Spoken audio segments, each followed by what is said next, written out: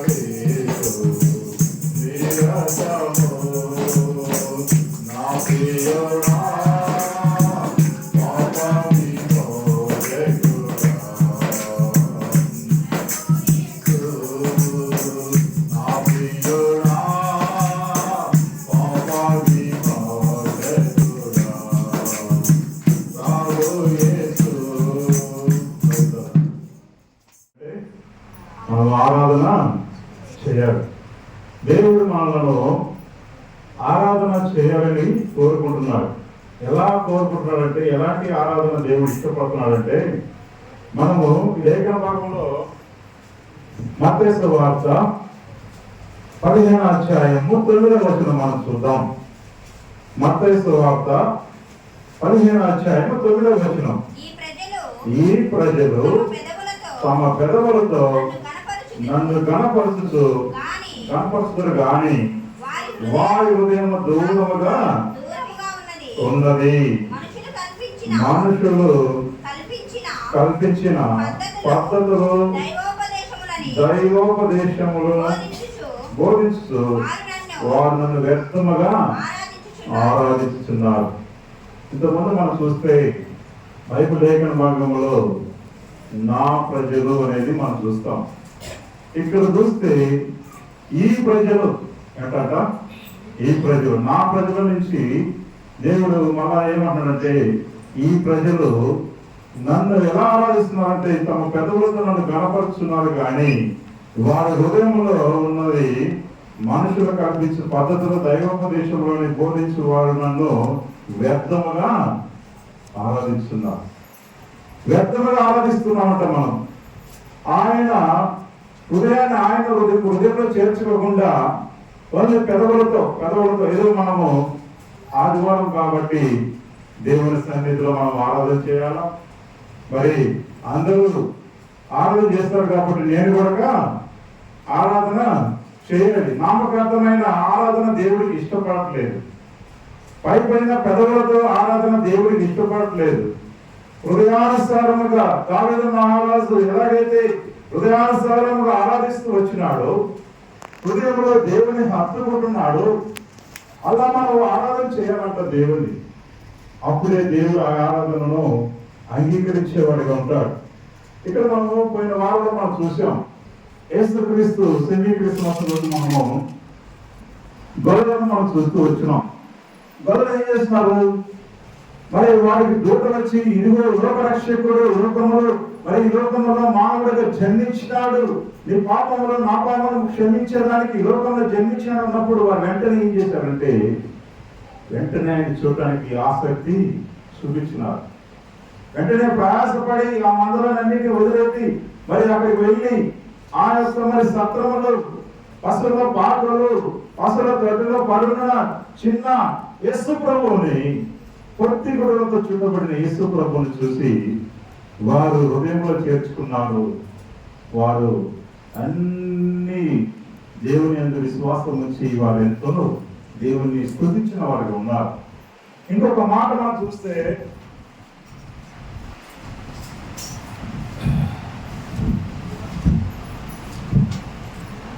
మత్తయి సువార్త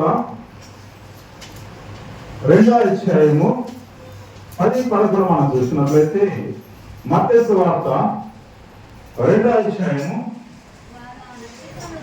వారు ఆ నక్షత్రమును చూసి అత్యానందభరితులై ఇంటిలోనికి వచ్చి తల్లి అయిన మరియను ఆ శిశువును చూసి సాగిలపడి ఆయనను పూజించి తమ పెట్టెలు విప్పి బంగారము సామ్రాణిని బోళమును కానుకలుగా ఆయనకు సమర్పించింది. అత్యానంద భరితులైపోయారంట. మరి ఆ యొక్క వార్త నక్షత్రమును చూసి అత్యానంద భరితులై వారు ఇంటిలోకి వచ్చి తల్లి అయిన మరియను ఆ శిశువును చూసి సాగిలపడి ఆయన పూజించి తమ పెట్టెలు విప్పి బంగారము సామ్రాణిని బోళము కానుకలుగా ఆయనకు సమర్పించినారు. వారు పూజించటమే కాదు, సమర్పణ కూడా చేస్తూ వచ్చినారు. మనమైతే వ్యర్థంగా ఆరాధిస్తూ వస్తుంటా, ఇదిగో నా యొక్క ప్రభువుని నేను ఆరాధించాలి, నా ప్రభువుని నేను స్తుతించాలి, నా ప్రభువుని గణపరచాలని చెప్పేసి మనం ఆరాధిస్తున్నాం. కానీ మన హృదయం ఏం లేదంటే ఆ సంతోషము, ఆ సమర్పణ మనలో లేదు. అందుకోసమే ఈయన ప్రజలు వ్యర్థముగా ఆరాధిస్తున్నారు. వారి హృదయంలో నన్ను చేర్చుకోలేదు, వారి హృదయంలో నన్ను కనపరచడం లేదు. కాబట్టి తాము పెదవులతో మాత్రమే నన్ను ఆరాధిస్తున్నారు, కానీ వారి హృదయంలో నన్ను చేర్చుకోలేదు. వారి హృదయంలో నాకు స్థానం ఇవ్వలేదు. వారి హృదయంలో నాకు నా యొక్క సంతోషం వారి హృదయంలో కనిపించడము లేదు అని చెప్పేసి దేవుడు మరి మాట్లాడుతూ వస్తున్నారు. ఇటు మనం ఆ జ్ఞానాలను చూసినప్పుడు, మరి ఆ నక్షత్రాలను చూసినప్పుడు వారి హృదయంలో ఏమనిపించిందంటే అత్యంత సంతోషము. వాళ్ళ సంతోషంతో మరి యేసు ప్రభువును మరి చూడడానికి వాళ్ళు ఎంతో మరి ప్రయాణం చేస్తూ వచ్చినారు. దగ్గర 2 సంవత్సరాలు వాళ్ళు ప్రయాణం చేసినారట.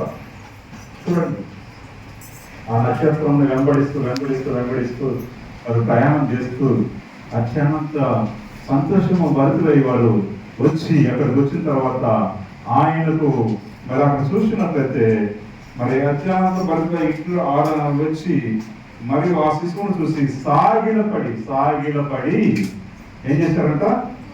పూజించి తమ పెట్టెలు విప్పి బంగారమును సాంబ్రాణిని గోళమును కానుకలుగా అర్పించారు.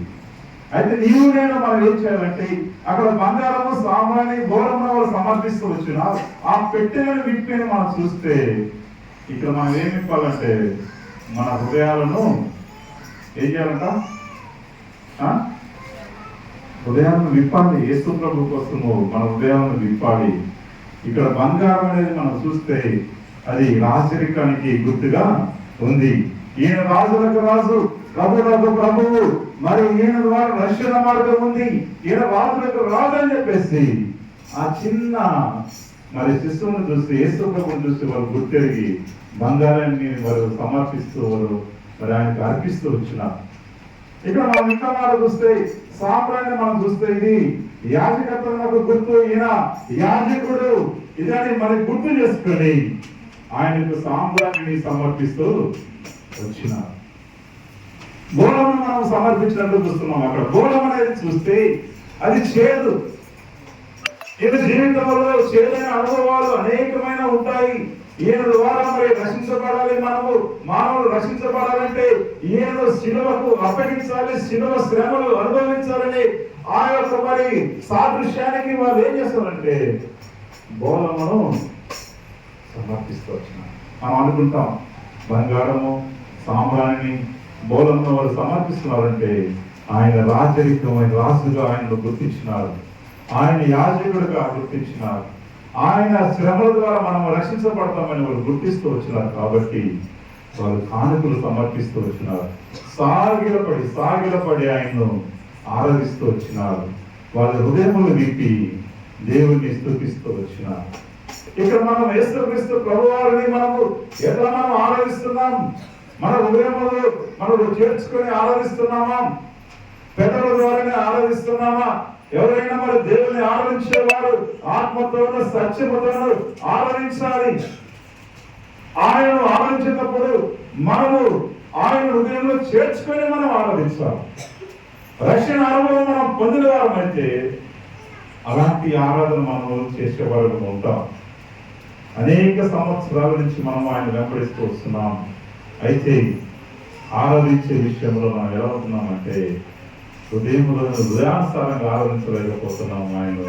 హృదయానుసారంగా ఆయన్ను స్థుతించలేక పోతున్నాం. కాబట్టి అక్కడ వీర ప్రజలు నన్ను వ్యర్థముగా ఆరాధిస్తున్నారు. పెదవుల ద్వారానే ఆరాధిస్తున్నారు, కానీ వాళ్ళ హృదయంలో నాకు స్థానమును ఇవ్వలేదని చెప్పేసి మరి దేవుడు మాట్లాడుతున్నారు. అయితే ఇంకొక మాట మనం చూసుకుందాం. మత్తయి సువార్త 5వ అధ్యాయం 8వ వచనం మనం చూసినట్లయితే మత్తయి సువార్త 5వ అధ్యాయం 8వ వచనం, హృదయ శుద్ధి గల వారు ధన్యులు, వారు దేవుని చూశారు. హృదయ శుద్ధి మనం చేసుకునే వారిని ఉండాలి. ఎందుకంటే మనము హృదయములో శుద్ధీకరణ చేసుకోకుండా, హృదయములో మనము దేవుణ్ణి మనము చేర్చుకోకుండా, దేవుణ్ణి మనము మరి సంపూర్ణముగా మరి చేర్చుకోకుండా మన హృదయంలో ఎలా ఉంటుందంటే దేవునికి దూరముగా ఉంది. దేవుని ఆరాధిస్తే ఆరాధన దేవుడు అంగీకరించడు. దేవునికి అది ఎంతో మరి మంచిగా ఉండదు ఆరాధన. కాబట్టి ఆరాధన మనిషి జీవితం ఎలా ఉండాలంటే 1 పేతురు 2వ అధ్యాయం 9వ వచనం చూస్తే, అయితే మీరు చీకటిలో నుండి ఆశ్చర్యకరమైన వెలుగులోనికి మిమ్మల్ని పిలిచిన వారి గుణాతిశయములను రక్షణకు చేయి నిమిత్తము ఏర్పరచబడిన వంశములు, రాజులైన యాజకుల సమూహములు, పరిశుద్ధ జనములు, దేవుని సొత్తైన ప్రజలై విన్నారు. మనం ఎవరమంట? దేవుని సొత్తైన పశువులు. ఎలా మనం దేవుని సొత్తైనామంటే విలువైన రక్తము, పరిశుద్ధ రక్తము ద్వారా మరి చిందించబడి మనల్ని ఆయన తన బిడ్డలుగా తీసుకొనుకున్నాడు. ఆయన ఎలా మనం ఆయన బిడ్డలమంటే ఆ రక్తం మొత్తం మన కోసం దారిపోసి ఆ రక్తం ద్వారా మనం ఏం చేస్తున్నాడంటే విలువైన సొత్తుగా ఆయన మనల్ని కొనుక్కున్నాడు. అంత పరిశుద్ధ రక్తం కాచిన దేవుడిని మనం పెదవులతోనే ఆరాధించుదామంటే దేవునికి అది ఇష్టంగా లేదు. దేవుని ఎలా ఆరాధించాలంటే ఆత్మతోనూ సత్యముతోనూ మనం ఆరాధించాలి. దేవుడిని హృదయంలో చేర్చుకొని హృదయానుసారముగా దావీదు మహారాజుకి ఏమంటాడు ప్రభు? ఆయన దావీదు మహారాజు నా హృదయాను సారుడు. మనం కూడా ఆయన హృదయానుసారులుగా మనం ఉండాలి. ఆయన హృదయానుసారులుగా మనం ఉన్నామంటే ఆయన మనకు ఏ మార్గంలో నడిపించినాడంటే మరి చీకటి యొక్క మార్గంలో నుంచి వెలుగైన మార్గంలోకి మనల్ని తీసుకుని వచ్చినాడు. తన గుణాతిశయములను మనకు బయలుపరుస్తూ వచ్చినాడు. తన ప్రేమను మనకు చూపిస్తూ వచ్చినాడు. అవన్నిటిని మనము తలపరుచుకోవాలి. ఆయన ప్రేమను, ఆయన గుణాతిశయములను, ఆయన యొక్క మన కోసం సమర్పణ మనం ఏం చేయాలంటే మన హృదయంలో మనం తలంచుకోవాలి, మన ఆలోచనలు తలంచుకోవాలా. నా ప్రభువు నా కోసము ఆఖరి రక్తం వరకు పరిశుద్ధమైన రక్తం సాక్ష్యం. నేను కూడా ఆయన కోసం నా హృదయాన్ని విప్పాలి.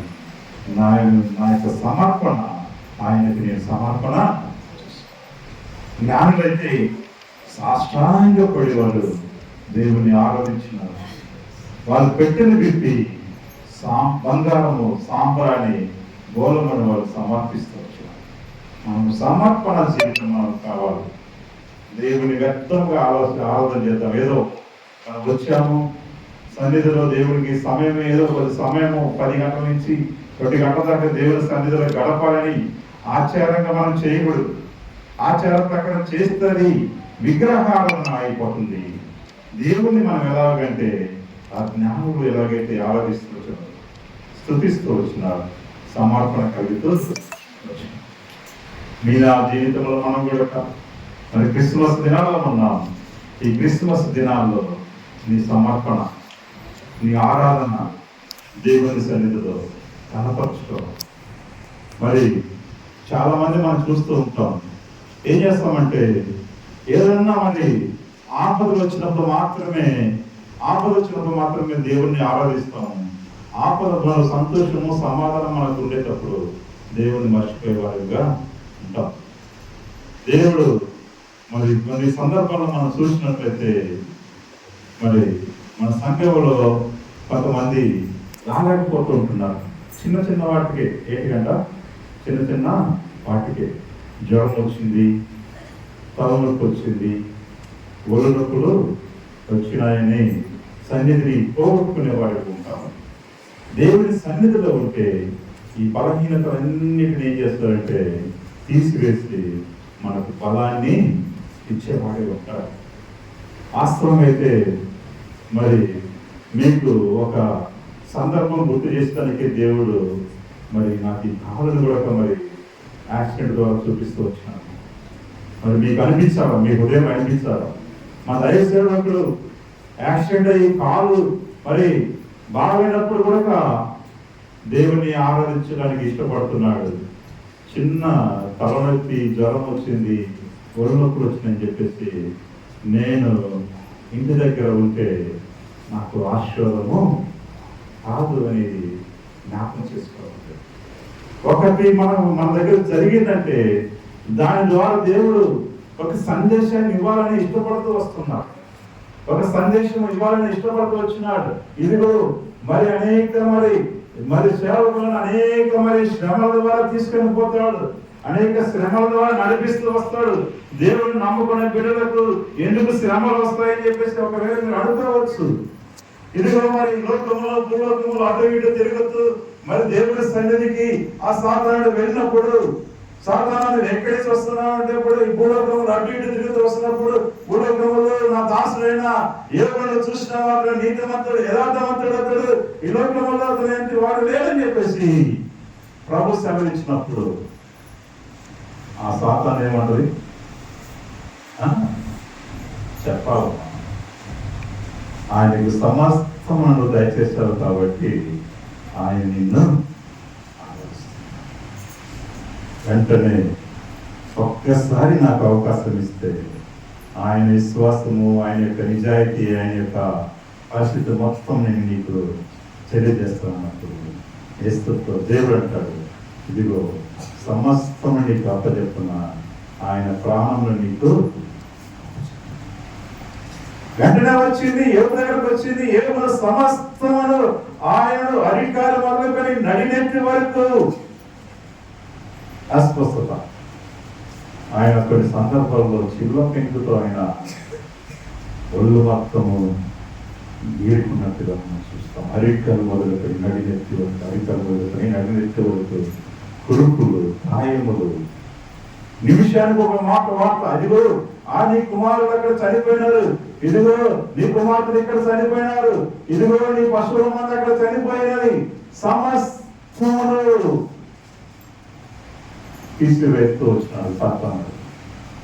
ఏవో అన్నాడు, సమస్తము దేవుడే ఇచ్చాడు, దేవునికే స్తుతి కలుగునుగాక. ఆయన మేలు చేస్తేనే మనము స్తుతించే వారిగా ఉండాలా.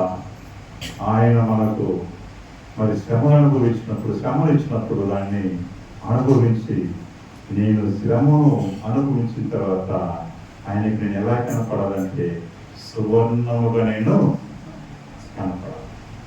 చూడండి, అలాంటి మనము పట్టుదల, అలాంటి ఆరాధన దేవుని సన్నిధిలో మనం కలిగే వాడిగా ఉండాలి.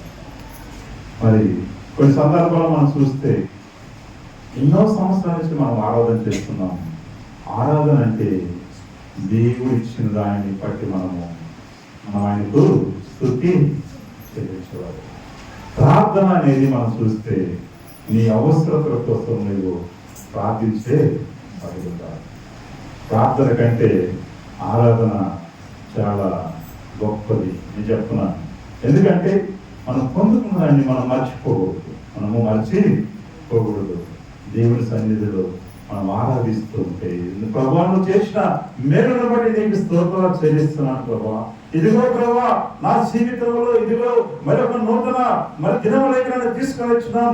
ఈ సమయం చూస్తే కని చూపు కంటి మనం ఒకసారి కళ్ళు మూసుకొని కళ్ళు తెరిసే లోపల ఏమవుతుందంటే ఏదో మనం వినవాని వార్తలు వినేవాళ్ళంగా ఉంటున్నాం. కాబట్టి ఈ నా జీవితంలో మనము వ్యక్తముగా దేవుణ్ణి ఆరాధించే వారిని ఉండదు, కానీ దేవుని హృదయానుసారముగా మనము దేవుణ్ణి స్తుతించి దేవుణ్ణి కనపరిచే వారిగా మనం ఉండాలని దేవుడు మనతో మాట్లాడుతూ వస్తున్నాడు. మరి క్రైస్తవ బిడ్డలకు మరి దేవుని సేవకులకు ఎందుకు శ్రమలు వస్తాయంటే, మరి ఆ శ్రమ ద్వారా దేవుని సన్నిధిలో ఆయన ఇంకా ఎక్కువగా బలపరచుకోవడానికి వస్తాయి, ఇంకా బలంగా వాడుకోవడానికి వస్తాయి. 5 రొట్టెలు 2 చేపలు మనం చూసినామా, చిన్నప్పుడు మనం విన్నాం. ఆ 5 రొట్టెలు 2 చేపలు అక్కడ యేసు ప్రభు వారు ఏం చేస్తారంటే వాటిని విడిచి ఏం చేస్తారు, వాటిని విడిచిన తర్వాత ఎంతమందికి ఆహారం అయిపోయింది? 5,000 మందికి ఆహారం ఇంకా మిగిలించబడింది ఆహారం. మరి మనము విరగబడాలి, మనము నలగబడాలి, మనం విరగాలి, నలగాలి. దేవుని సన్నిధిలో శ్రమలు అనుభవిస్తేనే దేవుని బిడ్డలకు ఆశీర్వాదం.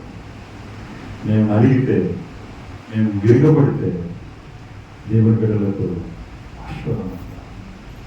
అన్నిటినీ శ్రమలను, బాధలను అన్నిటినీ ఏం చేయాలంటే దేవుని బిడ్డలను దేవునికి ఆశీర్వాదం ఏం చేయాలంటే ఓర్చుకునే వారుగా ఉండాలి. ఆ విలువబడిన 5 రొట్టెలు 2 చేపలు అనేక మందికి ఆహారమైనట్టనే దేవుని బిడ్డలకు, దేవుని యొక్క సేవకులకు శ్రమలు వస్తే వాటి వల్ల అనేక మందికి ఆశీర్వాదకరంగా ఉంటారు. ఒక దైవ సేవకుడు చెప్తున్నాడు, ఒక సేవకుడికి